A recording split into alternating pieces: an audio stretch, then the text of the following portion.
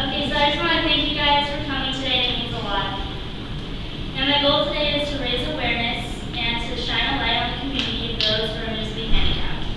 I can completely relate to this topic because I have a mental disability. It's called anxiety. A lot of you may not have known that anxiety is considered a mental disability, but it is. And of course, just like anything else, there's different levels that a person can have. Being a part of this community, I have realized that the only medicine that helps me find a cure is friendship. I know it sounds cheesy, but it's true. When I felt at my lowest of lows, it was usually when I felt the most alone. Once you feel the sense of belonging, and people will understand what you're going through, it is so much easier. They don't necessarily have to be going through the same things you are, but just knowing that they understand is worthwhile. I'll be showing you a quick show I made with my friends to provide an example of what I'm talking about. Welcome to Chopped, where we try to chop away your negativity. Today we have with us Ilana and Priscilla, and they're going to share some stories that they have experienced throughout their life with certain disabilities that they experience. Priscilla? Okay. Hello, I'm Priscilla. My disability, my first one would be ADHD. So I was clinically diagnosed with ADHD, and this was about my junior year of high school.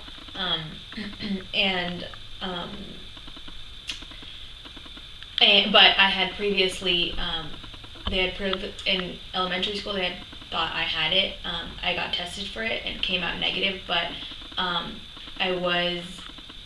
did have to redo first grade due to the fact that I could not focus on what I needed to be focused on, so I didn't learn how to read until I did second year of first grade. And then my other disability would be anxiety, so I have anxiety. And that one, I experienced an anxiety attack when last semester I was trying to get in contact with my math teacher to figure out if I had passed my math final or not, and I had passed the class. And I was trying to get results within the next day, and she hadn't graded the test yet, so I experienced a minor anxiety attack, it was bad. I was not nice to people and was kicking people out of my room and out of the suite, and but that's it. Thank you. Shall I go? Yeah. Okay. My name's Ilana, and I guess if you were to put a label on it, I am dyslexic, as well as dysgraphic, and I have visual processing and auditory processing disorders. It sounds very scary and serious, but I swear I'm fairly normal. In about first or second grade, my parents noticed, and my teachers noticed, that I was definitely not like everybody else, and I was learning slower, and I couldn't count backwards, I couldn't count to 20, I couldn't use the number line, it didn't make any sense to me. So they had me tested, and they discovered that I had these various learning disabilities. And so originally the idea was, keep her in the private Jewish school, we want her to stay here, we can just, send her on a bus, she'll get tutoring, she'll be fine. So I would miss Hebrew class, and I would go to the bus, and I would get tested, or not tested, I'd get tutored. Which kind of sucked, because then I'd come back an hour later, and everyone would be like, why weren't you in Hebrew class? And I didn't know any of the words my friends knew, and I felt really disconnected, and it kind of sucked.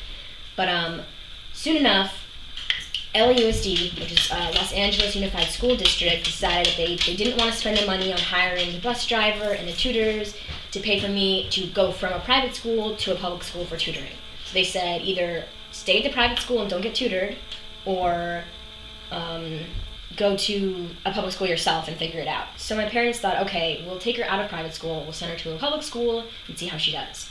So I went to the first school, and they stuck me in a classroom for kids who English was a second language. So first of all, none of my friends spoke English, and then second of all, it wasn't the right classroom. I had language-based learning disability, but I did not have an issue with English. So that wasn't good for me, and halfway through the year they changed me to another elementary school where I went to tutorial, resource center, tutoring. And it kind of helped, but not really. So finally they sent me to college prep high school elementary school in 4th grade, and my parents were hoping that by sending me to this school it would show LAUSD that I do need to be put in a school for kids with learning disabilities, and we couldn't afford it, so we were hoping that LAUSD would pay for it. But before we could get the money, we needed to prove that I needed it.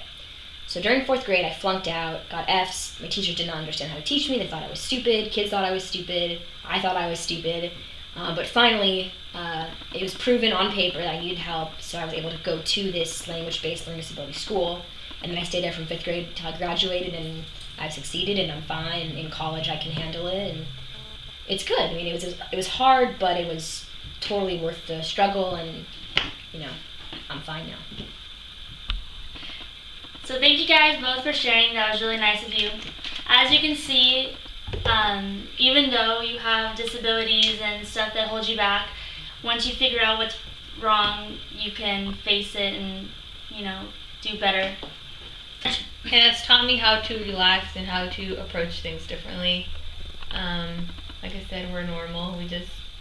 We're overcoming obstacles. And yes.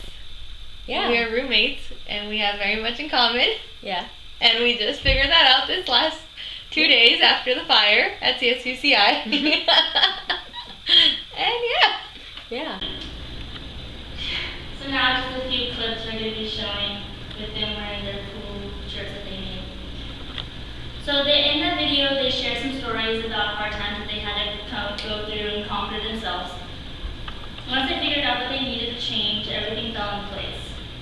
It's not easy, but knowing that someone is going through a similar thing helps a lot. Some of you may think, why is this important? It's important to build community because a community works together as a team to offer support, and it also generates trust amongst people. And how can we come together and grow as a community? It's simple. All you need to do is get to know the world around you. Volunteer at a home that takes care of people that struggle with a disability. And organizations that put on fundraisers are always really easy to get involved. Like the Light It Up Blue event to raise awareness for autism. And now I'm going to ask you guys if any of you can relate to anything that happened in the video. Yeah. Hi, I'm Shay and I suffer from anxiety. Hi, Shay.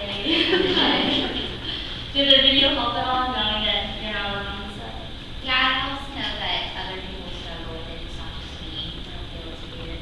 Yeah, because it's all normal. It's not something that just comes. It's you're born with it or whatever. And so me, I developed it in high school. I never really noticed I had anxiety until high school, and I guess there's just certain factors that trigger it. And you're completely normal. A lot of people may have anxiety, but just have different forms of it. And so you just have to realize what works for you. My name's Vanessa, and I have a sister who suffers with anxiety. And I just used to think it was just for freaking out for nothing, but I recently started working with a lot of students who have these kind of disabilities, and as Alana said in the video, they make themselves believe that they're stupid because they don't get it, but I think it's more society needs to learn to accommodate to these students, and so I think it is very important for you to take a step back and just be like, what can I do to help them, because our society is built around non-anxiety people. Exactly. That's why I feel like our community needs to work better with them, because they're gonna start feeling like they're different and they're stupid when they're not. They're exactly like us, and all we need to do is just accommodate them better. Realize that if there's one thing wrong with you, it's okay. Nobody's perfect at all. Everybody has their flaws. So, yeah, and I have some little papers that I'm going to pass out of places that you can go and call and get more information about what I talked about. So if you could just pass that around. And thank you guys so much for coming. There's cookies and